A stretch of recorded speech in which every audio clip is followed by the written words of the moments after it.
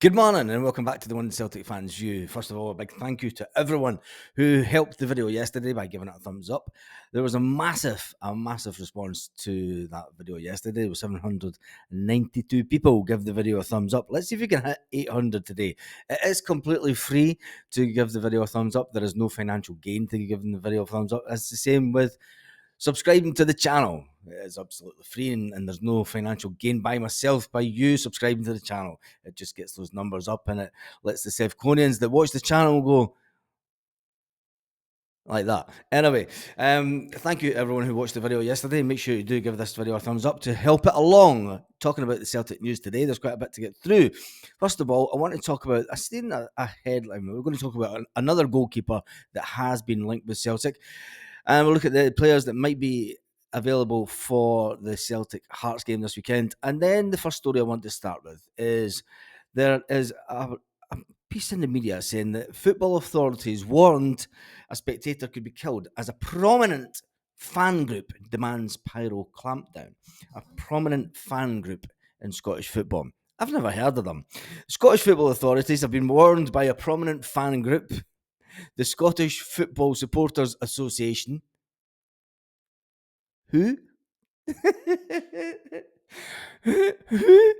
The Scottish Football Supporters Association. I've never heard of them.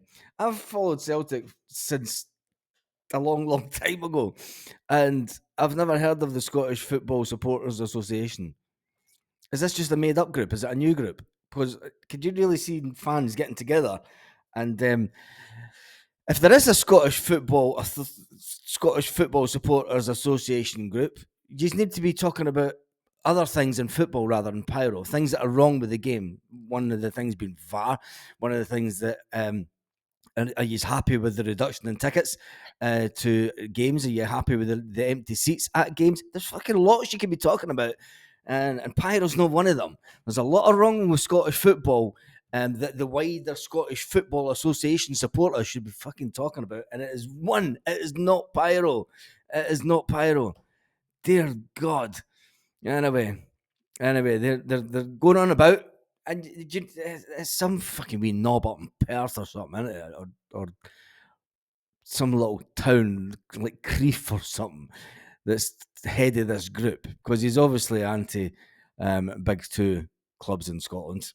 Between a match between Dundee, who cares? I've never heard of this fan group, and they're the semi-final with both Celtic and Rangers fans set off fireworks at Handham Stadium.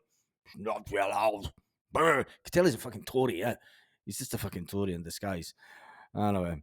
And then they go on.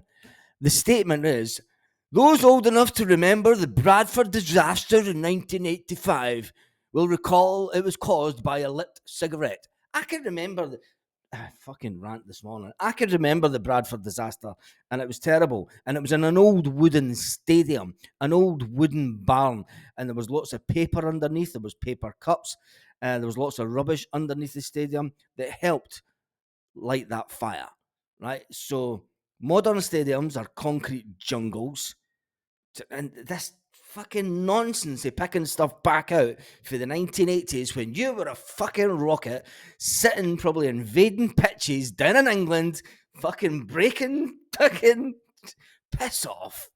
Anyway, calm this Friday morning. He was probably one of the ones that rioted down in England in 78 and shit. Do you know what I mean? Piss off. Anyway. Millions of cigarettes smoked up until that point in grounds. It only took one to kill 56 and injure another 265. They're actually talking about this. Come on, really? That's it. That's enough of that. Anyway, it's in the Scotsman if you want to read it. Absolute friggin' nonsense. Absolute nonsense. And especially, that's disrespectful. That is disrespectful to the people that died in Bradford. It's disrespectful to, there was other stadiums that had fires with back in those days, and it's disrespectful to the memories of these people to say that pyro in this day and age can cause the same amount of. Anyway, let's move on. Celtic play Hearts this weekend. Celtic do play Hearts this weekend, and the only injury worry that we do have is Dyson Myra. Dyson Myra's been out with his hamstring complaint for a couple of weeks, and I suppose it'll be today when the Brendan Rodgers does the press conference this afternoon that he'll be asked whether or not he'll be able to play. So yeah, we'll get asked, we'll get told at some point whether Dyson will be fit enough to play, and then people will ask about Callum McGregor, because let's face it, Callum McGregor's not 100% fit. So is this a game that we'll leave him out at Celtic Park?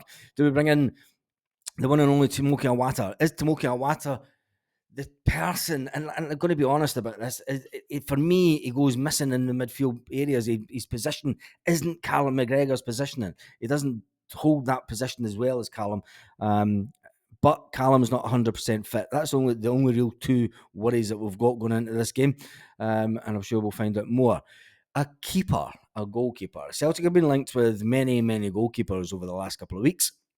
Many goalkeepers, and we're now being linked with an Aston Villa goalkeeper who's rated. Now, this is where it gets interesting, because this is the type of money that Celtic will spend on a goalkeeper realistically. £3 million. Brendan Rodgers is in the market with Joe Hart hanging up his gloves, and Benjamin Siegrist looking to move on to new pastures, because let's face it, he was halfway out the door in the last transfer window. Celtic have identified the Aston Villa goalkeeper. I'm not even going to try and pronounce his name yet, because because I'll just cock it up and just what's the point? Anyway, there's a transfer guru saying that the Aston Villa goalkeeper has been linked up. He's been looked at by Celtic. He has been looked at Celtic, and it would only take a fee of around about £3 million, but he's only 22-year-old.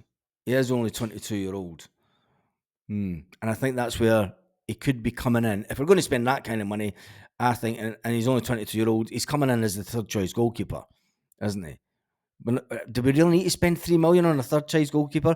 Are we going to spend £3 million on a 22-year-old to be first choice goalkeeper?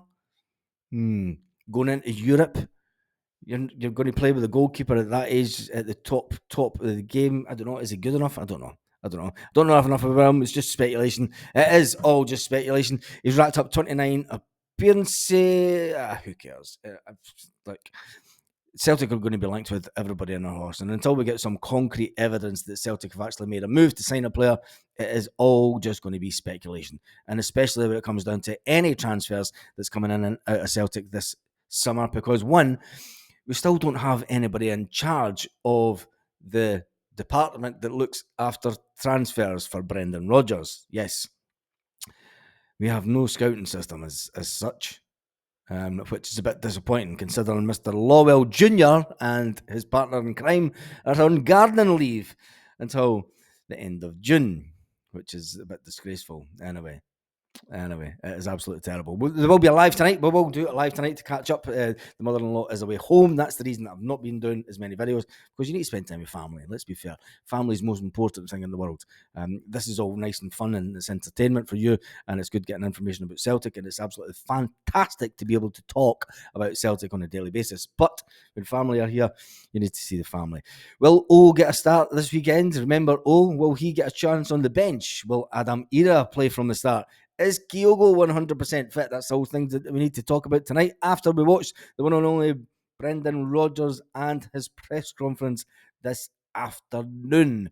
Make sure you hit the thumbs up. Make sure you join us this evening, 6:30 Celtic Park time, where we can talk about all the big topics of the day. Who will play, who will start, get our team predictions in for the big game at the weekend, and have a try and guess at the score, because we've not been that right on scores when it's came to games recently, have we?